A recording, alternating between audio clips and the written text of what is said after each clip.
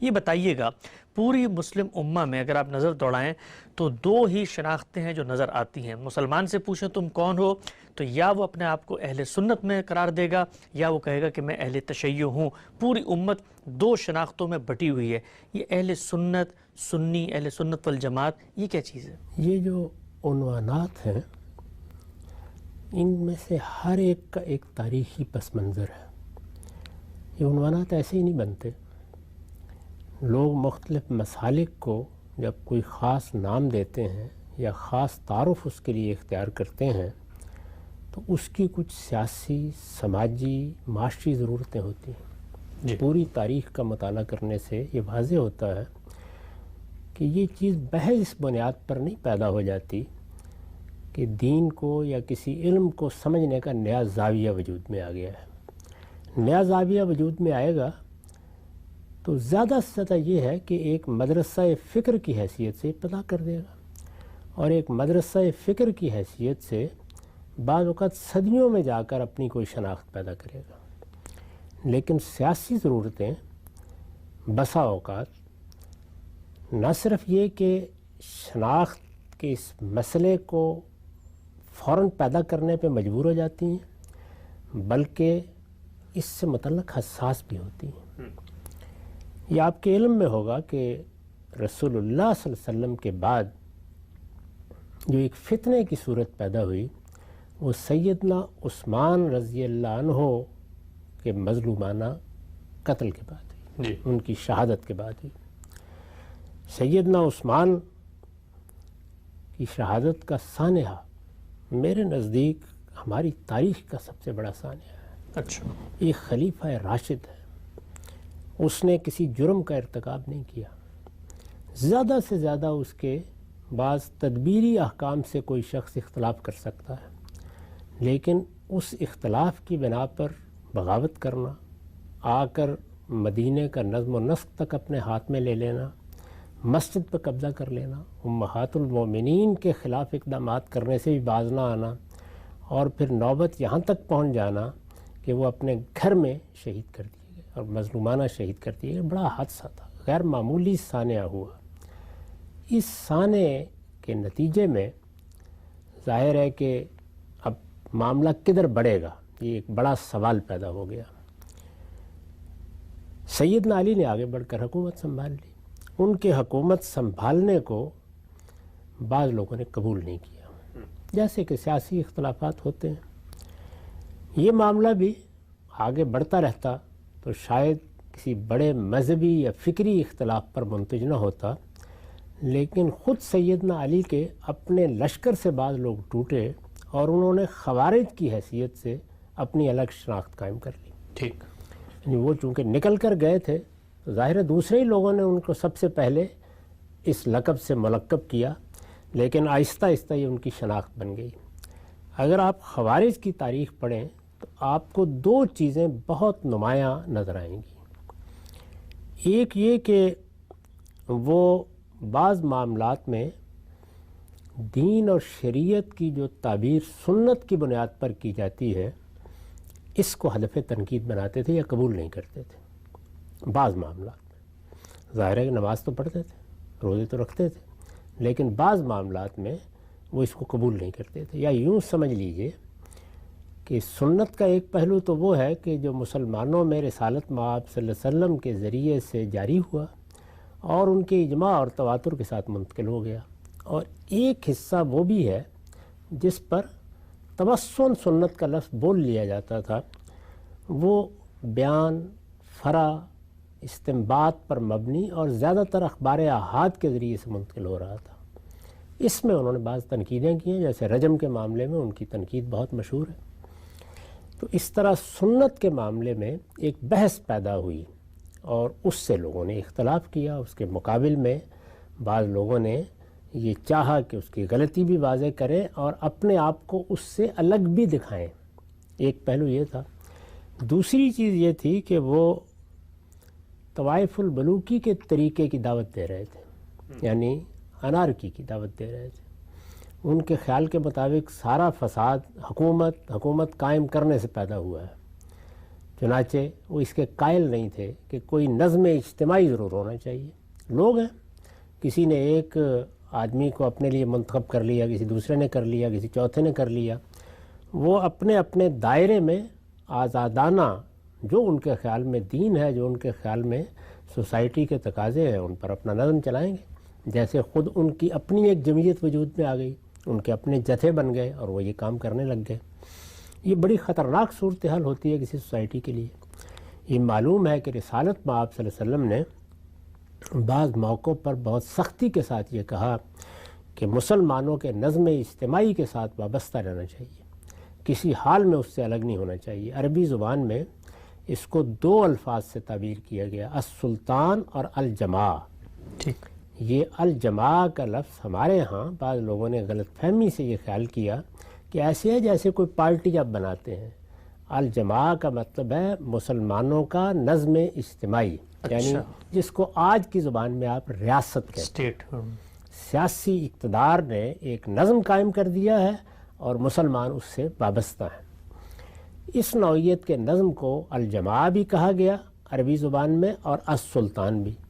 چنانچہ اس باب کی روایات اگر آپ دیکھیں تو اس میں یہ دونوں الفاظ بالکل مترادف کے طور پر استعمال ہوتے ہیں. بلکہ اس میں بڑی دلچسپی یہ ہے کہ من خرج من السلطان اور من خرج من الجماع کے الفاظ میں جو روایت ہے وہ سیدنا عبداللہ بن عباس سے ہے، اور دونوں طریق میں الگ الگ لفظ استعمال ہوئے ہیں مدعا ایک ہی. تو اس طرح گویا یہ بات بالکل واضح ہو جاتی ہے کہ الجماع سے کیا چیز مطلوب ہے، کیا چیز مراد ہے. جس طرح کہ میں نے عرض کیا کہ رسول اللہ صلی اللہ علیہ وسلم نے اس بات کو بہت زور کے ساتھ بیان کیا کہ مسلمانوں کا نظم اجتماعی جب قائم ہو جائے اس سے انحراف نہیں ہونا چاہیے، اس کے مقابلے میں بغاوت نہیں ہونی چاہیے، اس کو لازماً سر تسلیم خم کر کے ماننا چاہیے. اختلاف کیا جائے گا، تنقید کی جائے گی، اس کی اصلاح کی کوشش بھی ہوگی، لیکن ریاست کے نظم سے اپنے آپ کو الگ نہیں کیا جائے گا. ہم اب بڑی آسانی کے ساتھ سمجھ سکتے ہیں کہ حکومتیں تو تبدیل ہوتی رہتی ہیں، آتی رہتی ہیں، جاتی رہتی ہیں، ان سے اختلاف بھی ہوتا ہے، اتفاق بھی ہوتا ہے. ریاست کے ساتھ وفاداری ہونی چاہیے. ریاست اصل میں جان مال آبرو کی حفاظت کا ادارہ ہے، اور یہ ادارہ اگر کسی موقع کے اوپر انتشار کا شکار ہو جائے تو جس مقصد کے لیے یہ بنایا جاتا ہے وہ مقصد ہی فوت ہو جاتا ہے. اچھا. انارکی پیدا ہو جائے گی تو پھر تو گروہ ہوں گے، ان کی اپنی اپنی قیادت ہوگی، اپنی اپنی عمارت ہوگی، وہ ایک دوسرے گلے کاٹیں گے. رسول اللہ صلی اللہ علیہ وسلم نے اس سے سختی کے ساتھ روکا ہے اور بار بار یہ کہا ہے کہ تمہیں ہر حال میں الجماع کے ساتھ رہنا ہے، یعنی مسلمانوں کے نظم اجتماعی کے ساتھ رہنا ہے. اگر تو نظم اجتماعی ہے اور اس کے تحت جہاد کرنا ہے یا ان کے ساتھ ملنا ہے تو اچھی بات ہے، لیکن اگر نظم اجتماعی نہیں رہا تو الگ الگ مذہبی گروہ ہوں، سیاسی گروہ ہوں، ان سے اپنے آپ کو وابستہ کرو گے تو اپنے آپ کو شیطان کے سپرد کر دو گے. آپ نے فرمایا کہ پھر ان سے الگ ہو جاؤ، ہر حال میں ان سے الگ ہو جاؤ، یہاں تک کہ اگر اس فتنے سے بچنے کے لیے تمہیں جنگل میں جانا پڑے، کسی درخت کی کھو میں پناہ لینی پڑے، کسی درخت کی جڑ چبانی پڑے، اس پہ اکتفا کر لو لیکن اس میں شامل نہ ہو. اچھا. اور اسی طرح بعض صحابہ کے آثار سے معلوم ہوتا ہے کہ وہ یہ کہتے تھے کہ ہمیں تو یہ نصیحت کی گئی ہے کہ اس طرح کا موقع پیدا ہو جائے تو اپنی تلوار توڑ کر لکڑی کی تلوار بنا لینی چاہیے تاکہ اس فساد کا آدمی حصہ نہ بنے. یہ الجماعت ہے. تو اب یہ دیکھیے کہ جب خوارج نے اس الجماعت کے تصور کو، یعنی مسلمانوں کا نظم اجتماعی، ظاہر ہے ایک طرف اس نظم اجتماعی کی دعوت سیدنا علی دے رہے تھے اور دوسری جانب یہ خوارج الگ ہو کے بیٹھ گئے. تو نظم اجتماعی کے ساتھ وابستہ رہنا ہے. اس کا لازمی نتیجہ کیا تھا کہ سیدنا علی رضی اللہ عنہ سے ان لوگوں کو اختلاف ہوا ہے.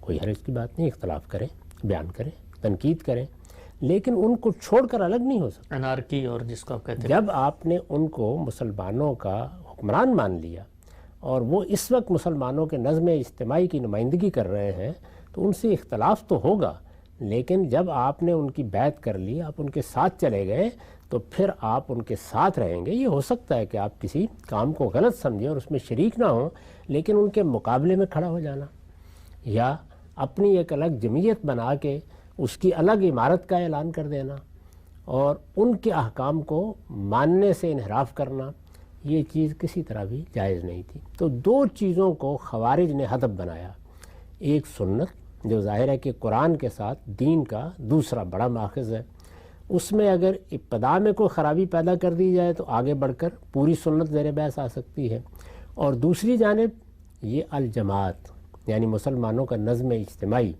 اس کے مقابل میں یعنی خوارج کے مقابل میں مسلمانوں کی جمعیت نے، اس وقت ظاہر ہے کہ خوارج کے مقابلے میں باقی سب مسلمان تھے، صحابہ تھے، تابعین تھے، بہت بڑی جماعت تھی، ان کے ہاں یہ تعبیر عام ہونا شروع ہوئی کہ ہم تو اس انارکی کو پسند نہیں کرتے، ہم قرآن کے ساتھ سنت کو بھی مانتے ہیں، وہ دین کا ماخذ ہے، اللہ کے پیغمبر کی جاری کردہ ہے، اس وجہ سے ہم اہل السنت والجماع ہیں۔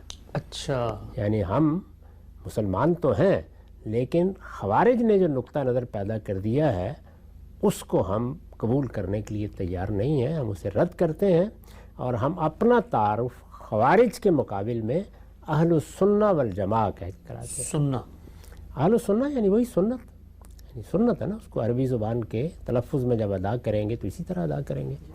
تو اس لیے یہ تعبیر اگر آپ غور کریں تو بڑی صحیح تعبیر تھی، یعنی اس میں جو دونوں باتیں بیان کی گئی ہیں دونوں باتیں بالکل متحقق ہیں، دونوں باتیں دین ہیں۔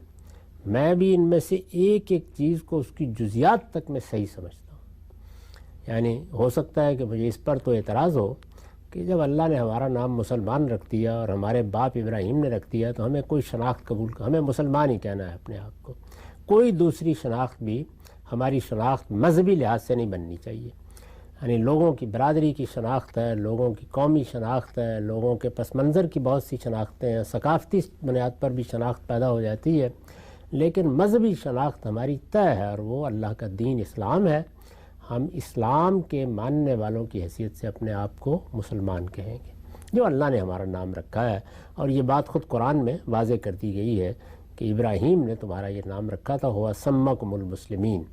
تو یہ نام ظاہر ہے اس مذہب کی بنیاد پر رکھا گیا ہے کہ اس کی حقیقت کیا ہے، سبمیشن، اسلام کا مطلب ہے اللہ کے سامنے اپنے آپ کو گرا دینا، ڈال دینا، اس کے حکم کے سامنے سر تسلیم خم کر دینا۔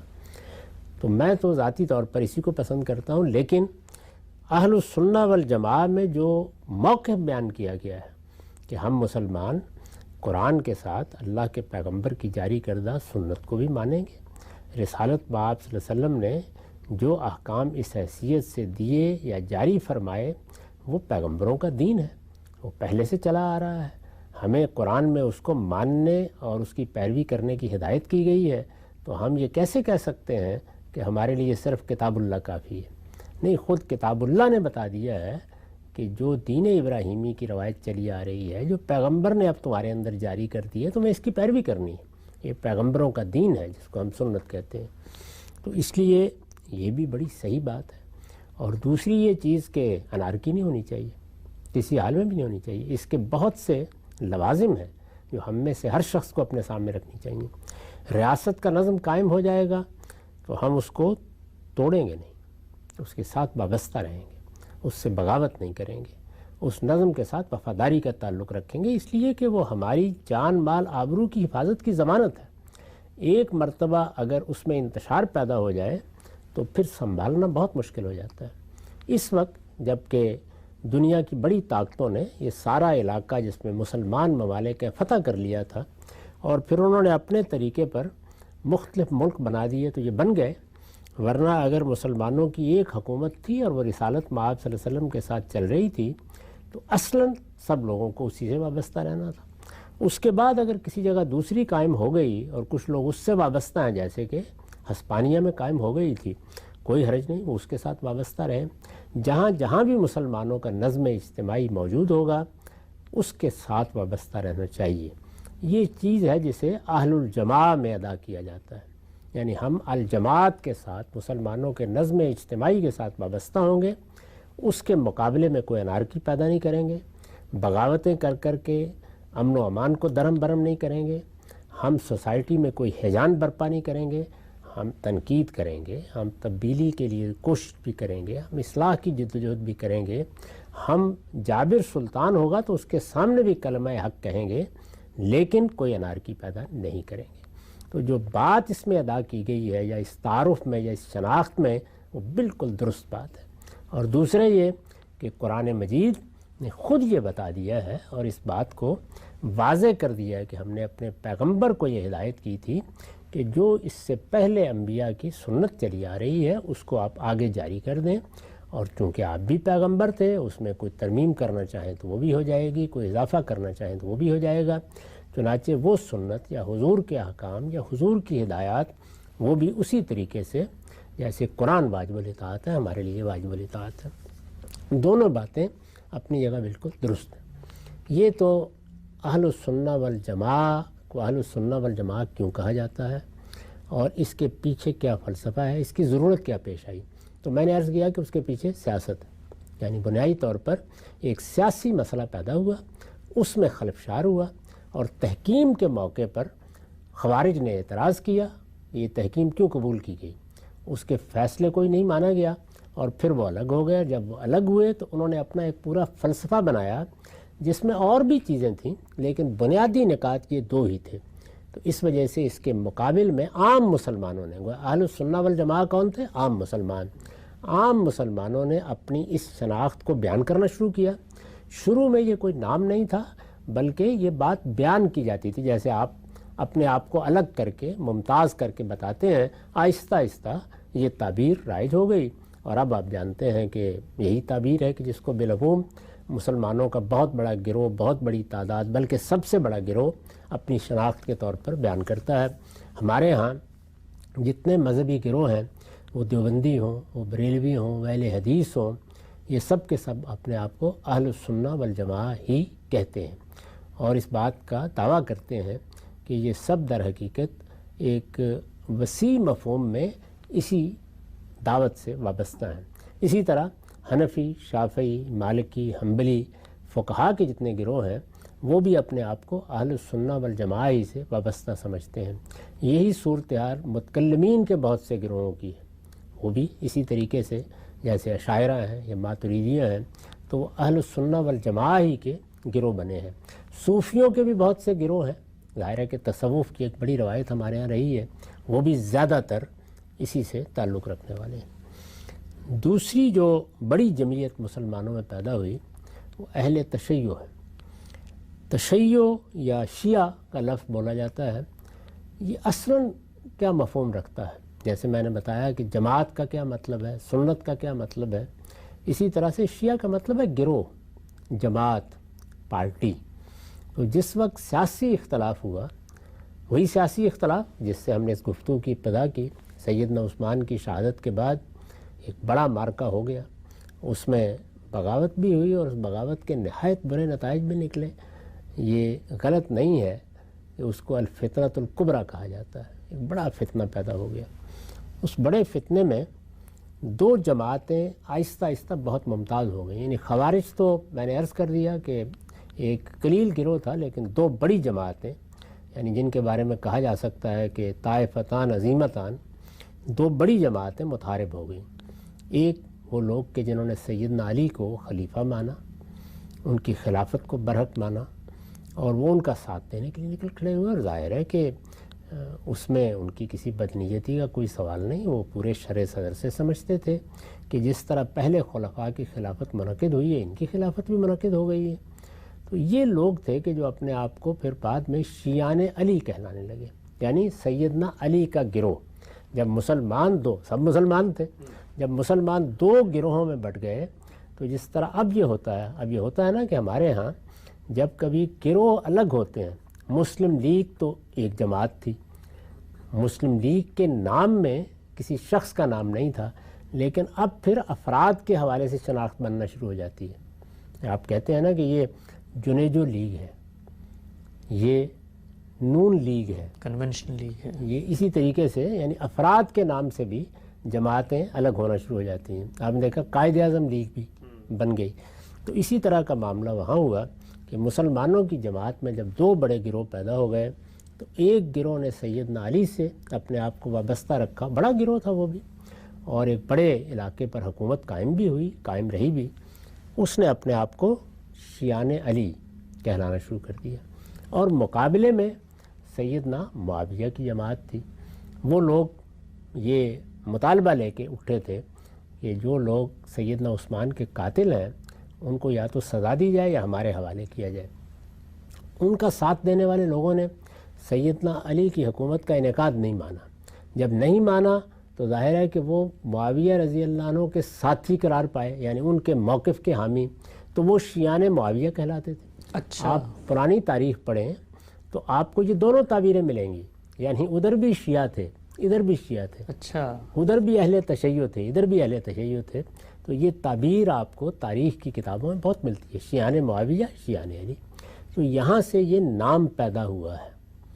پھر ظاہر ہے کہ معاویہ رضی اللہ عنہ کی حکومت قائم ہو گئی, پھر وہ بنو امیہ کی حکومت کہلانے لگ گئی, اس میں وہ گروہ بندی بھی ختم ہو گئی, مسلمانوں کی ایک بیعت قائم ہوئی, اسی کو عام الجماع کہا جاتا ہے. یعنی جب سیدنا معاویہ کی بیعت ہو گئی تو انارکی ختم ہو گئی, حکومت دو حصوں میں تقسیم ہو گئی تھی, وہ دونوں حصے بھی متحد ہو گئے, اور پھر کم و بیش 20-22 سال تک انہوں نے حکومت کی بلا شرکت غیرے. اس موقع پر عام الجماع کی تعبیر اختیار کی گئی, ہوئے مسلمانوں کی ایک ریاست پھر متحد ہو گئی, وہ الجماع بن گئے ہیں. ان کے ہاں ریاست پھر پوری قوت کے ساتھ اپنے اصل شناخت کے ساتھ نمودار ہو گئی ہے, یہ تصور پیدا کیا گیا. تو جب یہ معاملہ ہوا تو ظاہر ہے کہ اب کوئی نہ شیعان علی رہے نہ شیعان معاویہ رہے بھی تو وہ زیر زمین چلے گئے ہوں گے اس موقع کے اوپر. تو اس کا نتیجہ یہ نکلا کہ شیعان معاویہ کی تو اب ضرورت ختم ہو گئی, وہ تعبیر آہستہ آہستہ ماضی کے دھندلکوں میں گم ہو گئی. لیکن سیدنا علی رضی اللہ عنہ کے حامی موجود رہے. پھر بنو امیہ کی حکومت کو سیدنا علی کے حامیوں نے شرع صدر سے قبول بھی نہیں کیا. قبول نہیں کیا تو بار بار علویوں نے بغاوتیں بھی کیں, بہت سی بغاوتیں ہوئی ہیں. علوی سے کیا مراد ہے؟ یعنی سیدنا علی رضی اللہ عنہ. اچھا, ظاہر ہے کہ انہوں نے پھر مختلف تعبیریں اختیار کیں. کچھ اس خاندان کے بھی بہت سے لوگ ہیں جنہوں نے بغاوت کی ہے. انہوں نے بعد میں عباسیوں کی حکومت کو بھی تسلیم نہیں کیا, اور وہ بڑی مشہور خط و کتاب ہے جو نفس زکیہ اور منصور کے درمیان ہوئی ہے. تو یہ جو بعد کی تاریخ ہے اس تاریخ میں آہستہ آہستہ یہ شیعان علی نمایاں ہوتے چلے گئے, یعنی ان کی ایک الگ شناخت بنتی چلی گئی. اس شناخت کے لحاظ سے پھر ایک پورا علم کلام بھی وجود میں آ گیا. یعنی جب یہ شناخت بنتی ہے تو پھر وہ کئی پہلوؤں سے نمایاں ہونا شروع ہو جاتی ہے. آپ یہ دیکھیے نا کہ ہمارے یہاں بر صغیر میں ابھی تو 1.5 صدی بھی نہیں ہوئی جبکہ اہل سنت والجماعت 2 حصوں میں تقسیم ہو گئے, بریلوی دیوبندی. تو اس کے بعد پھر بعض چیزیں ایسی ہیں کہ جو شناخت بنتی چلی جاتی ہیں. اچھا, یعنی جب گروہ بنتا ہے تو کچھ چیزیں آپ سے آپ نمایاں ہوتی چلی جاتی ہیں. تو ان کے یہاں بھی نمایاں ہوئیں اور جو علم کلام وجود میں آ گیا, یا یہ کہہ سکتے ہیں کہ جس فلسفے پر اب بنیاد رکھی جانے لگی اس سے ایک مذہبی تعبیر بن گئی. تو وہ مذہبی تعبیر اصلاً تو یہ نام پیدا ہوا تھا شیعان علی کے تصور سے, لیکن آہستہ آہستہ وہ ایک مذہبی تعبیر بنی. تو اب اہل تشیع اہل سنت کے بالمقابل ایک الگ مذہبی گروہ کی حیثیت سے بھی نمایاں ہوتے چلے, ایک متوازی گروہ. یہ تو کئی صدیوں کے بعد ہوا ہے کہ وہ پھر اپنی الگ شناخت کو قائم کرنے اور اس کی بہت سی علامتیں قائم کرنے اور ان کو بہت نمایاں طریقے سے پیش کرنے کے قابل ہوئے. اچھا, یہ تو عباسی سلطنت کے آخری زمانے میں آ کر کہیں ہوا ہے. لیکن بہرحال یہ فکر پیدا ہو گیا, اس کے بڑے لوگ پیدا ہونے لگ گئے. ان لوگوں کے ہاں جو بنیادی چیز ہے جو اب فارق ہے اہل سنت والجماعت سے, وہ امامت کا تصور ہے. اچھا, یعنی امامت کے تصور کا خلاصہ یہ ہے کہ اہل سنت کے ہاں تو یہی بات مانی جاتی ہے کہ رسالت مآب صلی اللہ علیہ وسلم پر نبوت ختم ہو گئی ہے. ختم نبوت کے بعد اب اللہ تعالیٰ کی طرف سے کوئی فیصلہ نہیں ہوگا. اللہ تعالیٰ نے نبوت ختم کر دی ہے, وہی الہام کا سلسلہ بند ہو گیا ہے. جو ہدایت ہمیں اللہ تعالیٰ کی طرف سے ملنی تھی وہ مل گئی. مسلمان اپنے نظم اجتماعی سے متعلق اگر کوئی فیصلہ کریں گے تو وہ امرہم شورا بینہم کی بنیاد پہ ہوگا.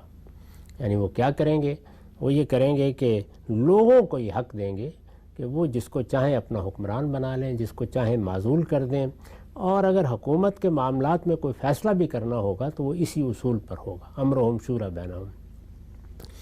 اس اصول کو سیدنا صدیق, سیدنا عمر, سیدنا عثمان, سیدنا علی یعنی 4 خلفائے راشدین نے اختیار کیا. تو اس وجہ سے اہل سنت والجماعت کا ایک تعارف یہ بھی ہوتا ہے کہ وہ ان چاروں خلفاء کو اسی ترتیب سے مانتے ہیں، یعنی نہ انہیں سیدنا صدیق کی خلافت پر کوئی اعتراض ہے، بلکہ وہ ہر لحاظ سے ان کو افضل بھی مانتے ہیں، ان کی خلافت بھی مانتے ہیں۔ تو یہ دیکھیے نا کہ جب ایک مرتبہ آپ نے ایک اصول کو اختیار کر لیا تو پھر اس کے اطلاقات خود آپ کی شناخت بنتے چلے جاتے ہیں۔ تو امرهم شورا بینہم کے اصول پر یہ حکومتیں قائم ہوئی ہیں۔ یہ حکومتیں چونکہ اسی اصول پر قائم ہوئی ہیں جس کو اہل سنت مانتے ہیں، تو وہ حکومتوں کو بھی مانتے ہیں۔ اہل تشیع کا نقطہ نظر یہ ہے کہ نبوت تو بے شک ختم ہو گئی ہے، لیکن امامت ختم نہیں ہوئی۔ امامت کا مطلب یہ ہے کہ اللہ تعالیٰ کی طرف سے مسلمانوں کے حکمرانوں کا تقرر ہوگا۔ آپ اگر غور کریں تو علمی لحاظ سے دو ہی امکانات ہیں حکومت کے بارے میں، ایک یہ کہ لوگ اپنا حکمران منتخب کر لیں گے، اور دوسرے یہ کہ اس کائنات کا خالق پروردگار کسی کو مقرر کر دے۔ اس کے سوا تو کوئی اور صورت جائز ہو ہی نہیں سکتی۔ جی یعنی بندوق کے پاس کوئی حق نہیں ہے کہ وہ حکومت کرنے آ جائے، اسے ہمیشہ اضطرارن قبول کیا جاتا ہے کہ امن بحال کر دیا ہے، آگے آیا کوئی شخص، اس نے آ کے حکومت قائم کرنے کا حق ادا کر دیا، اچھی فضا قائم کر دی، عدل قائم کر دیا، تو چلیے اب اس کو ڈی فیکٹو مان لیا جائے گا، بالفعل مان لیا جائے گا۔ تو اس طرح کی حکومتیں جو قوت کے بل پر قائم ہوتی ہیں ہمیشہ بالفعل مانی جاتی ہیں، اور بارہا صدیوں تک کے لیے مان لی جاتی ہیں۔ بلکہ ایک زمانے میں لوگوں کا عمومی رجحان یہی تھا کہ حکومت کے پاس طاقت ہوگی تو ہماری جان مال آبرو کی حفاظت کریں گے، اس لیے طاقتوروں ہی کے پاس حکومت ہونی چاہیے۔ تو بندوق کو ایک طرح کی عوامی تائید بھی حاصل ہو جاتی تھی۔ تاہم اگر آپ علم و عقل کی روشنی میں دیکھیں تو دو ہی بنیادیں ہو سکتی ہیں۔ تو اہل سنت یہ کہتے ہیں کہ لوگوں کو انتخاب کرنا ہے، امرهم شورا بینہم، لوگوں کو انتخاب کرنا ہے، اور اس کے بالمقابل لوگوں کی پھر آگے وضاحت ہے، جی یعنی لوگوں سے مراد کیا عام لوگ ہیں، کیا ارباب حل وقت ہیں، ارباب حل وقت کون ہوں گے، وہ الگ مباحث ہیں، لیکن بنیادی بات یہ ہے کہ اوپر سے انتخاب نہیں ہوگا۔ اوپر سے نہیں ہوگا، جبکہ دوسری جانب یہ ہے کہ نہیں، انتخاب اوپر سے ہوگا، اللہ ہی مقرر کرے گا۔ اس کے لیے پھر بہت سی چیزیں جو بیان کی جاتی ہیں کہ آخر ہمیں کیسے پتہ چلے گا، اس کی علامت کیا ہوگی۔ یہ جو نقطہ نظر ہے امامت، یعنی مسلمانوں کا امام یا مسلمانوں کا حکمران یا مسلمانوں کا سربراہ، یہ کہاں سے مقرر کیا جائے گا؟ یہ آسمان سے مقرر کیا جائے گا تو یہ امامت کا تصور ہوا، اور اگر یہ آسمان سے مقرر نہیں کیا جائے گا تو خلافت کا تصور ہوا۔ چنانچہ امامت کے اس تصور نے اہل تشیع کو ممتاز کر دیا باقی لوگوں سے، اور اس میں پھر انہوں نے بتایا آگے بڑھ کے کہ پہلے امام وہ ہیں، دوسرے یہ ہیں۔ اب ظاہرہ آسمان سے تقرر ہونا ہے، اس میں ان کو حکومت ملے یا نہ ملے، نہیں ملے گی تو ظاہر ظلم ہوگا۔ یعنی جب اللہ نے مقرر کر دیا اور میں آپ یا لوگ قبول نہیں کریں گے ان کو، تو یہ ظلم ہی کی بات ہوگی۔ چنانچہ ان کے ہاں جن لوگوں نے ان ائمہ کی، جن کو وہ ائمہ سمجھتے ہیں، امامت قبول نہیں کی، ان کا غم و غصہ بھی ان کے خلاف ہوتا ہے، وہ اس کا اظہار بھی کرتے ہیں۔ اور پہلے امام کی حیثیت رسول اللہ صلی اللہ علیہ وسلم کے بعد ان کے ہاں سیدنا علی رضی اللہ عنہ کو ہے۔ تو سیدنا علی رضی اللہ عنہ کی حکومت جن لوگوں نے قبول نہیں کی یا ان کے مقابل میں اپنی حکومت قائم کر لی، اسی لیے یہ آپ دیکھتے ہیں کہ وہ اپنے غم و غصے کا اظہار ان کے خلاف کرتے ہیں۔ تو یہ ان کے نقطہ نظر سے پیدا ہونے والا رویہ ہے۔ اچھا، اس کو ان کی جگہ بیٹھ کر سمجھنا چاہیے کہ یہ کیا چیز ہے۔ تو میں عرض کر رہا ہوں کہ یہ پھر اس کا لازمی نتیجہ نکلا کہ امامت کا ایک تصور پیدا ہوا، اور یہ امامت کا تصور ہی ہے جو اب اہل سنت میں اور اہل تشیع میں اصل فارق کی حیثیت اختیار کر گیا۔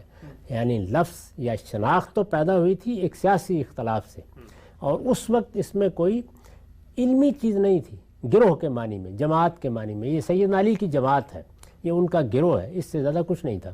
لیکن یہ سیاسی اختلاف آہستہ آہستہ مذہبی یا علمی اختلاف میں تبدیل ہوا، اور پھر ظاہر ہے کہ امامت کا تصور پیدا ہو۔ بنیادی بات یہی ہے۔ لیکن جب آپ اپنی شناخت قائم کر لیتے ہیں تو پھر اس کے بعد بہت سے معاملات، مسائل، آپ کا اپروچ کیا ہوگا، اس میں بھی چیزیں آتی ہیں۔ تو ہم نے اس سے پہلے ایک بڑی تفصیلی گفتگو کی ہے کہ ہمارے ہاں خود اہل سنت میں سلفی منہاج ہے، فقہی منہاج ہے، اس میں کچھ اصول ہیں، قاعدے ہیں۔ اسی طرح کا معاملہ صوفیانہ منہاج کا بھی ہے۔ ان لوگوں کے ہاں بھی ایک منہاج وجود میں آ گیا، اور وہ یہ ہے کہ یہ ائمہ ہیں جن کی روایت قبول کی جائے گی، یہ ائمہ ہیں جن کا فتویٰ قبول کیا جائے گا، اور یہ ائمہ ہیں کہ جو اصل میں لوگوں پر حکومت کریں گے، اور یہ حکومت صرف سیاسی نہیں ہے، یہ مذہبی بھی ہے۔ اس کا نتیجہ کیا نکلے گا؟ اس کا نتیجہ یہ نکلے گا کہ قرآن کی تعبیر کرنی ہے، کسی حدیث کو سمجھنا ہے، سنت کے بارے میں کوئی رائے قائم کرنی ہے، تو وہاں اصل کی حیثیت کس چیز کو حاصل ہو جائے گی؟ ائمہ کے نقطہ نظر کو، ائمہ کی رائے کو، ائمہ کی تفسیر کو، ائمہ کی تعویل کو یہ حیثیت حاصل، جیسے وہاں پہ سلف کی تعبیر کو، جیسے وہاں سلف کی تعبیر کو ہوئی ہے۔ تو یہ فرق اس میں واقع ہو جائے۔ اچھا، بڑی جامعیت کے ساتھ آپ نے ایک بہت بڑے موضوع کو ایک طرح سے اس کا احاطہ کیا اور یہ بتایا کہ یہ دونوں جو نقطہ نظر ہیں یہ پھوٹتے کہاں سے ہیں، ان کی ابتدا کس پس منظر میں ہوئی۔ ایک اور سوال میں پوچھنا چاہتا ہوں اس سے پہلے کہ ان دونوں کے ہاں جو جزیات کے اندر پھر عقائد مرتب ہوئے اور پوری کی پوری حدود بندی ہوئی کہ کون اہل سنت والجماعت میں شمار ہوگا، کون نہیں ہوگا، آپ نے ایک نقطے کی طرف توجہ دلائی کہ یہ سارا کا سارا معاملہ ایک سیاسی پس منظر کے اندر ہوا، اور خوارج کے بعد جو شناخت مسلمانوں کے نظم اجتماعی میں موجود مسلمانوں نے قائم کی، انہوں نے اپنے آپ کو اہل سنت والجماعت قرار دیا۔ ایک نقطہ سامنے آتا ہے، وہ یہ کہ اس کا مطلب یہ ہے کہ یہ کوئی اصلاً علم اور تعبیر کا اختلاف اپنے وقوع یا اپنے وجودیت میں ابتدا میں نہیں تھا، بلکہ سیاسی محرکات سے یہ چیز پھوٹی ہے۔ مجھے بتائیے گا کہ علم کی دنیا میں عام طور پہ ہم دیکھتے ہیں تعبیر کا اختلاف ہے، صوفیاء میں ہوا یا باقی جگہوں پہ ہوا، ان میں اور ان میں ایک جوہری فرق آ جاتا ہے کہ وہاں پر علم کا اختلاف ہے، ایک پورا کے پورے منہاج روایت کا اختلاف ہے، لیکن یہاں پر تو سیاسی پس منظر ہے جس سے تعبیرات پھوٹ رہی ہیں۔ اس میں کوئی شبہ نہیں ہے، ابتدا یہاں سے ہوئی، لیکن آہستہ آہستہ پھر انہوں نے علمی تعبیر کی صورت اختیار کر لی، جیسے کہ میں نے عرض کیا۔ یعنی ابتدا میں تو کچھ بھی نہیں تھا اس کے سوا کہ سیدنا علی ہیں، وہ ہمارے رہنما ہیں، ان کی خلافت منعقد ہوئی ہے، وہ خلیفہ برحق ہیں، امام برحق کہہ لیجئے، ان کی تعبیر کے مطابق ہمیں ان کا ساتھ دینا ہے۔ تو اس سے پہلے تو کچھ بھی نہیں تھا، لیکن بتدریج ظاہر ہے کہ یہ چیزیں نمایاں ہونی شروع۔ اب جب وہ بعد میں بیان کریں گے تو پھر وہ بتائیں گے نا کہ نہیں، یہ تو ابتدا ہے سے دین کا مقصد ہے، یہ تو اللہ کے پیغمبر نے یہ بات کہی ہے، وہ ایسا ہی کہیں گے، اس کے دلائل بھی دیں گے، ان دلائل کو بھی آپ غور کے ساتھ سنیں گے، دیکھیں گے ان میں کتنا حق ہے کتنا باطل ہے۔ ظاہر ہے اہل سنت بھی اپنے نقطہ نظر کے دلائل دیں گے، اس کو بھی دیکھنا چاہیے کہ اس میں کیا حق ہے کیا باطل ہے۔ تو یہ بحث الگ ہے۔ جس وقت ایک چیز پیدا ہوتی ہے تو پیدائش کیسے ہوئی، اور پیدا ہونے کے بعد پھر اس میں علم یا اس کے مبادی کیا ترتیب پائے، یہ چیز آہستہ آہستہ پھر مذہبی ہو جاتی ہے، علمی ہو جاتی ہے۔ تو یہ ڈیولپمنٹ دنیا میں اور بہت سی چیزوں میں بھی ہوتی ہے۔ جب آپ کو سیاسی قوت حاصل ہوتی ہے تو بعض اوقات یہ ساری ترتیب بھی بدل جاتی ہے، یعنی خالص مذہبی یا فکری چیزیں بسا اوقات سیاسی گروہ بن جاتی ہیں۔ یہ بھی ہوتا ہے دنیا میں۔ آخر دیکھیے نا کہ ایک فکر کارل مارکس نے پیدا کیا اور بعد میں وہ سیاسی گروہوں میں تبدیل ہو گیا۔ تو یہ چیز اس طرح بھی ہوتی ہے کہ سیاسی گروہوں سے ابتدا ہوئی اور مذہبی گروہ وجود میں آ گئے، اور مذہبی گروہوں سے یا فکری گروہوں سے یا فلسفیانہ گروہوں سے ابتدا ہوئی اور اس کے نتیجے میں سیاسی گروہ وجود میں آ گئے، پھر وہ آپس میں لڑنا بھی شروع کر دیتے ہیں۔ تو یہ ساری چیزیں تاریخ میں اس طرح ہوتی رہتی ہیں۔ اصل چیز جس کی طرف بہت توجہ کرنی چاہیے وہ یہ ہے کہ ان اختلافات کو علمی طریقے سے سمجھا جائے، ان پر علمی اسلوب میں گفتگو کی جائے۔ یہ جو جذباتیت ہمارے یہاں پیدا ہو جاتی ہے اور ہم ایک دوسرے کا گریبان پکڑنا شروع کر دیتے ہیں، اس سے اجتناب کیا جائے۔ یعنی اہل تشیع کا نقطہ نظر کیا ہے، ان کی جگہ بیٹھ کر اسے سمجھیں، اس کے بعد مجھے آپ کو اس سے کوئی اختلاف ہے تو شائستگی کے ساتھ اس کو بیان کیا جائے اور استدلال کے اسلوب میں ریزننگ کے ساتھ بیان کیا جائے۔ اسی طرح اہل سنت والجماعت کا نقطہ نظر ہے، سمجھا جائے اس کو۔ جب آپ اس کو اچھی طرح سمجھ لیں اس کی بنیادیں کیا ہیں تو پھر اس کی تردید بھی ہو سکتی ہے، اس کی کوئی غلطی واضح کی جا سکتی ہے۔ لیکن اس میں جو دلچسپ چیز ہے وہ یہ ہے کہ اس وقت اگر آپ دیکھیں تو ایسے لگتا ہے کہ جیسے اہل تشیع کے مقابل میں اہل سنت وجود میں آئے ہیں، اہل سنت کے مقابل میں اہل تشیع، جبکہ تاریخی لحاظ سے ایسا نہیں ہے۔ اہل سنت والجماعت اصلاً خوارج کے مقابل میں وجود میں آئے، لیکن خوارج جب ختم ہو گئے یا کہہ سکتے ہیں آپ کو بہت سمٹ گئے، ان کی وہ حیثیت نہیں رہی، ان کے خلاف بہت کارروائیاں ہوئی ہیں۔ کہیں حجاج بن یوسف کے زمانے میں آ کر ان کا آخری درجے میں قلع کما ہوا، اور اب بھی ان کے بعض گروہ موجود ہیں، جیسے عمان میں عباضیہ جن کو کہتے ہیں، یہ خوارجی میں سے ہیں۔ اچھا، تو اس لیے موجود ہیں بعض جگہوں پر، تاہم جب ان کی وہ حیثیت نہیں رہی، خود ان کے ہاں فکر میں بڑی تبدیلیاں آ گئیں، تو پھر اس شناخت نے اہل تشیع کے مقابل میں شناخت کی حیثیت اختیار کر لی، اور اس میں بظاہر یہ لگتا ہے کہ اختلاف وہ نہیں رہا جو ماضی کا تھا، وہ اب امامت کا اختلاف ہے، اور حقیقت بھی یہی ہے کہ اس وقت اصل مسئلہ یہی ہے، باقی چیزیں اس اختلاف سے پھوٹتی ہیں۔ جیسے میں نے عرض کیا کہ پھر اصل کے معاملے میں بھی اصل کی بحث ہم کر چکے ہیں کہ اس کا مطلب کیا ہے۔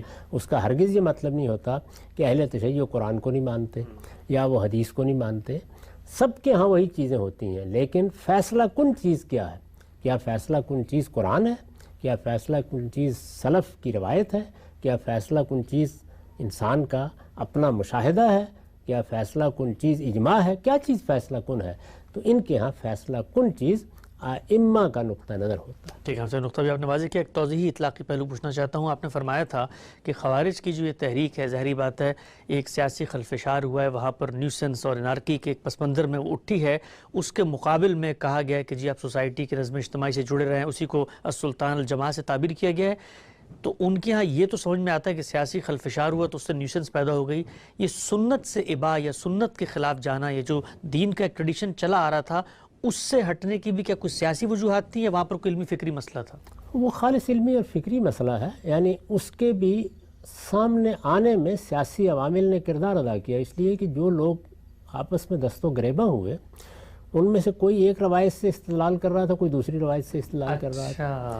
تو یہ چیز ابتدا میں باعث تو بنی، لیکن بہرحال چونکہ وہ اپنی شناخت کو آہستہ آہستہ نمایاں کرتے چلے گئے تو ان میں اہل علم بھی تھے، ان اہل علم کے ہاں بعض چیزوں کا انکار کر دیا گیا۔ میں نے مثال دی کہ رجم کا انکار کر دیا انہوں نے، جب انکار کر دیا تو یہ گویا سنت کا انکار قرار پا گیا۔ آج بھی آپ دیکھتے ہیں کہ اس طرح کی چیز بعض لوگ کہہ دیتے ہیں، تو ہمارے ہاں یہ غلب ہوتا ہے بعض چیزوں میں، اسی طرح کا غلب ہے جس نے آگے بڑھ کر یہ صورت اختیار کر لی کہ یہ تو گویا پوری سنتی کے منکر ہیں۔ ایسا نہیں تھا، خوارج بھی ایسا نہیں کہ سنت کے منکر تھے، تاہم ان کے مقابلے میں عام مسلمانوں نے بتدریج اپنی اس شناخت کو نمایاں کیا۔